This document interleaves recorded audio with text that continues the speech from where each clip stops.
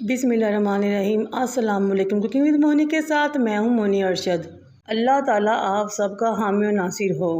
इतनी शदीद गर्मी में कोई ऐसी चीज़ खाने का दिल करे, ठंडी भी और साथ मज़ेदार भी हो और एक रेसिपी में आपको बहुत ज़्यादा जायके मिले, तो बनाए मज़ेदार सा ये जेली केक कस्टर्ड। बहुत ही मज़ेदार और टेस्टी, यकीन करें खाने वाले आपकी तारीफ़ों के अंबार लगा देंगे इंशाल्लाह ताला। इस रेसिपी में टोटल मेरा 2 किलो दूध इस्तेमाल हुआ था। 1.5 किलो दूध तो मैंने कढ़ाई में डालकर उबलने के लिए रख दिया और बाकी थोड़ा सा एक बोल में साइड पे रख दिया। फिर मैंने इसमें 1.5 कप चीनी शामिल की और उसको मिक्स कर लिया। ये आम खुला दूध है जो घरों में इस्तेमाल होता है।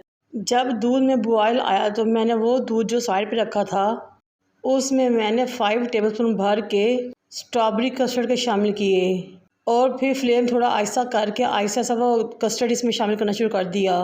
फिर कस्टर्ड को इतनी देर तक पकाना है कि इसका कच्चापन दूर हो जाए। जब कस्टर्ड पक गया तो मैंने इसको उतार के साइड पे रख लिया। मुसलसल चम्मच की मदद से लाते हुए ठंडा कर लिया और रूम टेम्परेचर पे ले आई। फिर मैंने फ्राई पैन में 1.5 कप पानी लिया और उसमें 1 साशे पीच जेली का डाला और मिक्स कर लिया। जब जेली में बॉयल आया तो मैंने इसको उतार के साइड पे रख लिया और इसको हल्का सा ठंडा किया। फिर मैंने एक डीप सर्विंग डिश ली।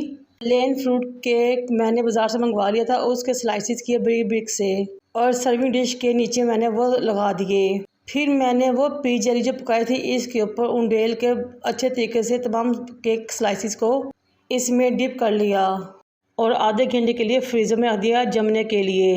ये देखें केक स्लाइसिस जेली में बहुत ज़बरदस्त जम गए हैं और बहुत ही खूबसूरत लग रहे हैं।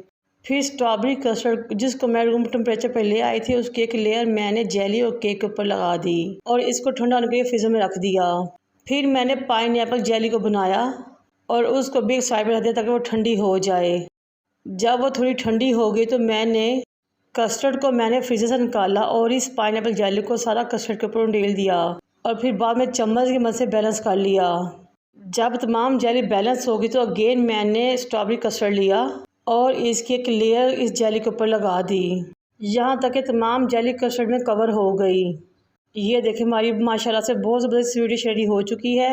अब मैं कम से कम 2 घंटे के लिए उसको फ्रीज़र में रखूँगी। फिर मैंने उसको फ्रीज़र से निकाला और जामे शीरी या रूह अफ़ज़ा के कुछ ड्रॉप्स मैंने इस तरह इसके साइड पर डाल दिए। फिर मैंने बारबेक्यू स्टिक्स की मदद से इसको आपस में मिक्स कर दिया।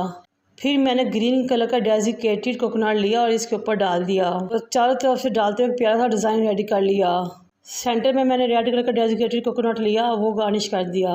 ये लीजिए जनाब हमारा बहुत ज़बरदस्त सा मज़ेदार सा कस्टर्ड का बेहतरीन मीठा तैयार हो चुका है, जिसको आप ठंडा ठंडा मेहमानों को सर्व करें।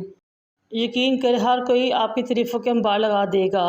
मेरे चैनल को लाइक और सब्सक्राइब कर दीजिएगा। मुझे और मेरे वालिदैन का दुआ में याद रखें। अल्लाह हाफिज़।